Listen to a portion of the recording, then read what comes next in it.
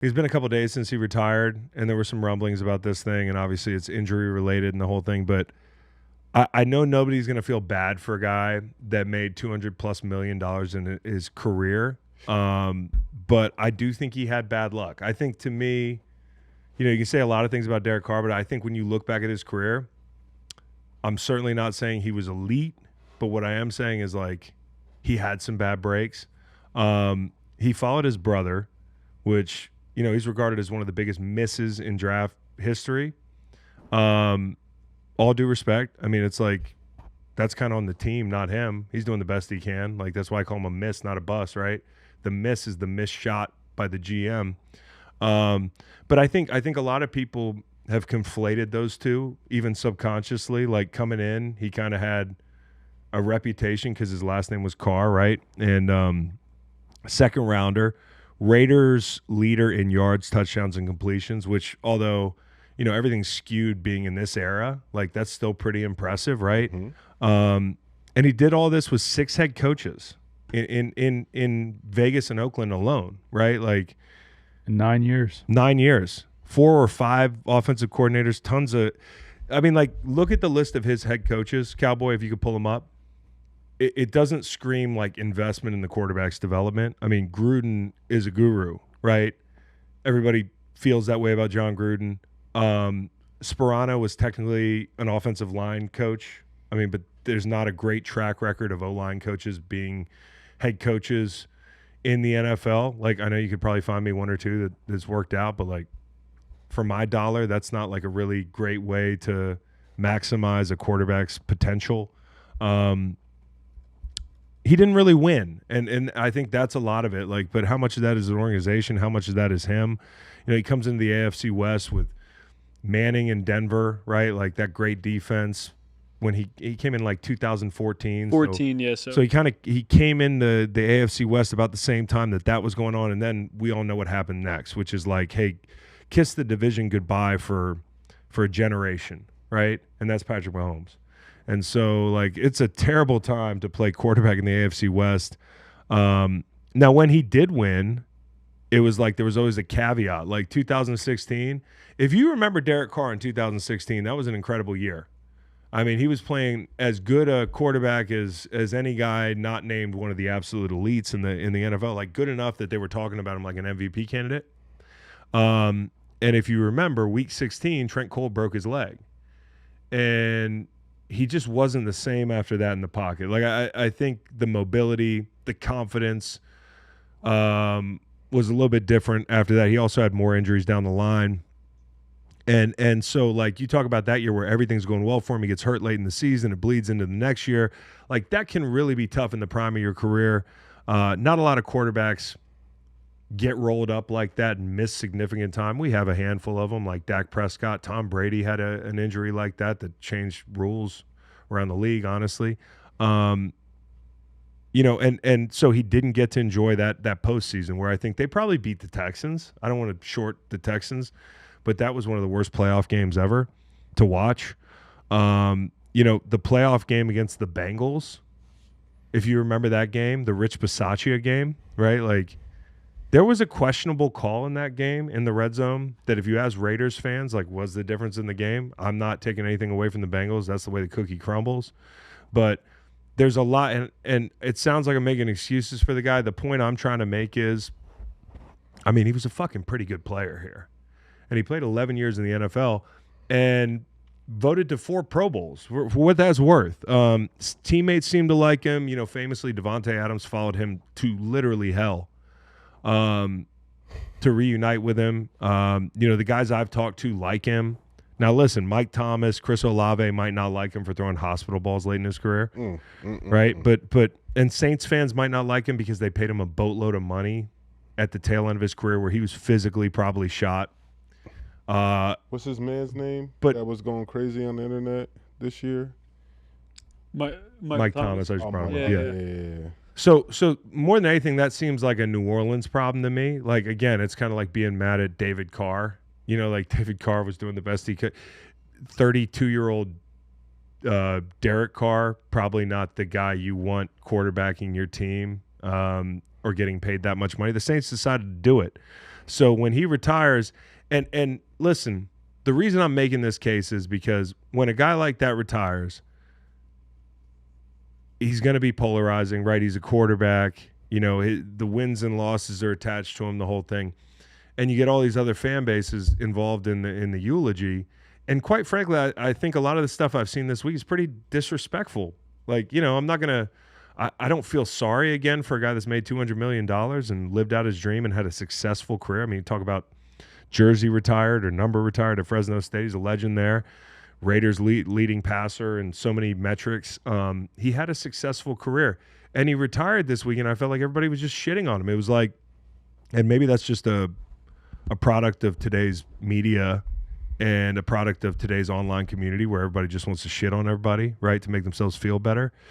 But ask Raiders fans what they think of him. I think a lot of Raiders fans really respect Derek Carr, and I think he had a really good career, man. I mean, it's hard to be a quarterback in the NFL. So, I just wanted to say that. Like, listen, was he ever a top 5 quarterback? Maybe for a brief stretch, performatively, like from a standpoint of production. Or Pro Bowls. But I don't know if I'd ever put him in an elite category, but not many guys are. And so I think he should be proud of his career. And if you don't like him in New Orleans, you should probably blame your front office. If I'm Derek Carr, am I not gonna take the bag, in my 30s to go play quarterback for some other team? I mean, like, New Orleans seems to be the problem. New Orleans is the problem here. New Orleans has been kicking the can down the road on hitting the reset button. At different junctures, I've said, like, oh, I like the fact as a player. Because when you're a player, you want to be given a chance to win, right? Like, and you're not thinking like a fan, like, oh, we can sit this year out, or a media member and see the forest through the trees and say, hey, like, we need to hit the reset button. This year's going to suck. That's a lot harder to say to players. So I fall into the trap sometimes of, activity is progress, right? Where I'm sitting there imagining myself as a saint, and I'm saying, oh, I'm glad they're giving Derek Carr a shot. Like, fuck it, take a shot at it. I don't have to live with the repercussions. And to me, looking back at it, the Saints, since Breeze left, have really struggled to move on. And I thought, like, it was their mistake paying him all this money, and he was shot physically, and he wasn't the same really good quarterback or solid quarterback in New Orleans, and it played out that way. And so, people are celebrating in the streets. I get that from a fan base standpoint, but ask Raiders fans what they think about him. I think most Raiders fans would say, I respect that guy. He showed a lot of class. He played his ass off, and he just never reached the promised land, so to speak. But who did in Vegas or LA this century? Like, nobody. And so, yeah, he wasn't the guy that pulled the sword from the stone, but I thought he had a nice career. And I think where he could be really relevant in Saints history is he's the catalyst for them hitting the reset button. They needed to do this. Okay, however we got there, and Nolan's got a really good timeline of this whole thing, like whether he knew he was injured or didn't know he was injured, or he was trying to set them up. Like, listen, I don't think if he was trying to set up the Saints to pay him $30 million, he would have just followed the timeline he followed. Like, I would have, if I was trying to pull off a heist, I would have gone to OTAs and the first day acted like my assist in my arm exploded and be like, oh, this happened here, right? Mm-hmm. Like, I do think, and maybe I'm being naive, that he probably knew something was wrong but didn't know what to do, right? Like, he's staring down the end of his career and that sort of thing. And now he's got to give the money back. You're going to be able to spread out some of the dead cap over the next couple of years. But the bottom line is, like, that's a big monkey off their back, right? And I think he's the guy, if he's given back the $30 million, which I think he is, because he knows he's not going to be able to. Wait. He has to actually give money back to them? No, it's money that he hadn't earned yet. Oh, okay. But it's money that, like, if he fought for it, I suppose he could put up a fight for it. But I also think if you're really retiring, you probably don't want your last chapter in the NFL to be like fighting a losing battle for $30 million, because you're not going to get that money. It was kind of a handshake because he kept his signing bonus that he got on signing, and then he forego or as you're saying, didn't fight for what's remaining on his contract. Yep. Yeah, it's the language within the retirement language voids that $30 million that had become guaranteed when he restructured, or when the team restructured his contract on March 8th without the knowledge of the shoulder. They didn't know, and they didn't know, and reports are starting to swirl around and everything. And I think they probably had a feeling that something was wrong going into the draft. And I think some of the free agency moves that me and Nolan were talking about, like Chase Young, Justin Reed, like there's some signings that tell you they're trying to be competitive. And even when you're tanking, like, which I don't think is a thing that anybody overtly says, hey guys, we're tanking. You don't just leave the cupboard bare. You have to spend money. You have to look like there's activity going on. But I do think he saved them a year of trying to be competitive by just saying, hey, and probably doesn't have a choice. My shoulder's fucked up. I can't throw the ball anymore. Here's the money back. He could be the guy that forced a reset and a much-needed one that could yield an Arch Manning return. You think about that? Like the last time You're sleeping on Tyler Shock? Okay. The last time that they drafted a quarterback in the first round, I think, was his granddaddy. Yep. I mean, like they have the longest. I think it was Archie. 1971. Yeah. So 1971, Archie Manning. It's been 50+ years. It's been 50+ years since they drafted a quarterback in the first round, which is insane. When I heard that trivia question recently, I was thinking, oh, it must be a team that's had a lot of success, or it must be a team like the Packers or something like. No, it's been this team that's not known for honestly having a ton of awesome quarterbacks. And they've somehow survived as an organization, not drafting quarterbacks in the first round. This reset could yield them doing just that next year, and that would be something if it was the progeny, not directly, of well, it is. Is that technically progeny of Archie Manning? Is your grandkid your progeny? I'll say yes. So it's an interesting deal, man. Like, and it listen, they could be strangely competitive this year. We don't know with this Shock kid, and Kellen Moore says open competition. I don't necessarily buy that. I think he probably has a feeling on who he wants to give the nod to. I also don't believe that he really believes that the future is in the building. He said that, like that's coach speak, like 101. There's no way. But if this kid ends up being pretty good, great.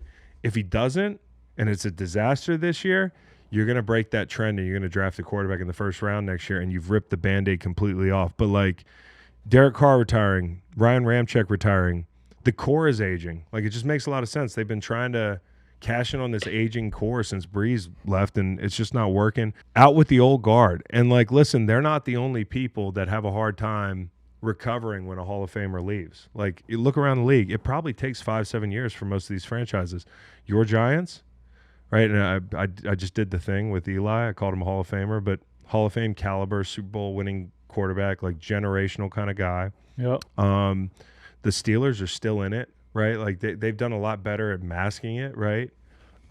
With some of their institutional fortitude, like being able to get to 500 and make a couple runs.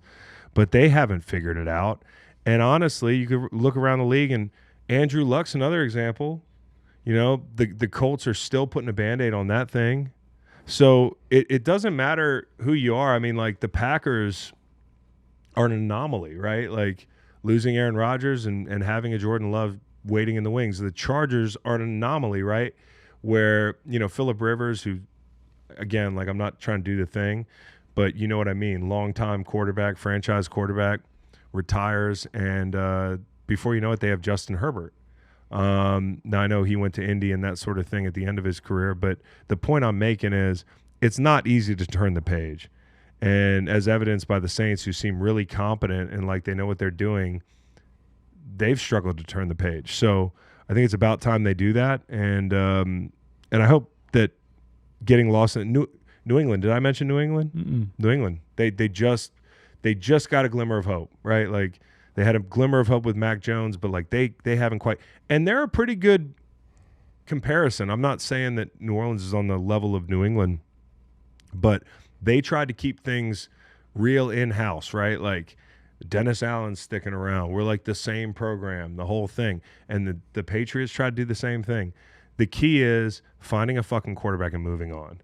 And I think that's what New Orleans is on a quest to do, and it might be a long year. And like this past season, to your Arch Manning or the next quarterback point, how much better are they set up for another quarterback? How much more does that new quarterback want to go there? Like, you think this offseason the cap space and everything, probably not a very. They're going to be Archie's Aints. Yeah. Listen, and next year they're still going to be. It's not going to be like not an a shopping overnight spree. Yeah. In 26, right. But what they can do is say, okay, we're going to have a really good draft, and in a year we're going to be out of cap hell, and we can start building around hopefully who is the next franchise. 2 young tackles. You know what they need to do? Drafts. They need to go find those chickens, cut their necks, get that blood, and start doing that mojo voodoo stuff. The mojo voodoo stuff. Yeah, I mean they're down there. It's around. They just need to go all in. I agree with you. It would be so dope if Archie, like he did with his son Eli, and redirecting him from San Diego to New York, redirected grandson Arch away from New Orleans. No chance. That'd be hilarious. Couldn't do it though. You talk all about health and situation. I think 2 very similar careers, though you'll call one quarterback elite and one not. Stafford in Detroit, he goes to LA and wins the Super Bowl, is not too dissimilar from Derek Carr with the Raiders. And if Derek Carr had found himself somewhere like Pittsburgh and won a title, I think we'd be talking a lot differently about his career. And you're right. I would call one of them elite and one of them not. But there are some, and there's a lot of players like this in the NFL where, you could look back at their career and say, hey, like, fuck, dude, what might have been, all the while he made a lot of money, right? Yeah. Like, so nobody feels sorry for him, and I understand that's kind of to some people, money's everything, and I don't blame them because they don't have any of it, and I get that. And you're looking at a guy who's got $200 million, and you're like, I would never in my life feel sorry for the guy. But I can tell you, like, how your career goes and how it ends, and it weighs on you, and it sticks with you, and like, I just hope that he walks away and he's like, hey, I've had a very good career, and I'm respected by the franchise that I played 9 years for, and whatever happened on the way out the door trying to get the bag, I might have stuck him up, but it wasn't on purpose. Like, it just, New Orleans, they made a bad decision, and they're still paying for it. But that's not Derek Carr's business. And it's not Derek Carr's fault that his eyes look like he's wearing mascara. Eyeliner. Yeah. It's just the way he looks. Did we ask him when he came on if he wears mascara? We didn't. I probably not that specific. We did not. Question. What did I say specifically? Did I hint at it? No. Didn't hint at it at all. Yeah. No, I think that I think he started off with a play between you two. Yeah. I was offsides. Yeah. I sacked him a few times. I think I sacked him 3 times. But listen, I'll just say this. I have respect for him. My rant earlier was just to say I'm not trying to cape for the guy. There's going to be somebody inevitably who's going to be like, oh, you're the biggest Derek Carr fan. Really, that's not the case. I just know what that context matters. He's had all these coaches, all these coordinators, and he was trying to win in Oakland and Vegas. Has that happened in a long time? You can call him the coach killer. You can say he's the reason they had so many coaches, but I would go out on a limb and say, like, where are these guys succeeding elsewhere? Mm-hmm. Like, Gruden's the only one, right? And shout out to David Carr for setting that bar where he did. Let me ask you this: You think his agent is pissed, leaving $30 million on the table? That's well, no, his agent. If his agent was the same, I think his agent understands. I think his agent. I wonder if his agent knew that he was hurt. Listen, I don't want to get picked apart here. I'm not sure. I don't have a take on whether he knew it or not. But here's what I would have done. Like, if you're really trying to like bamboozle him, you come in and act like you got hurt at practice. Yep.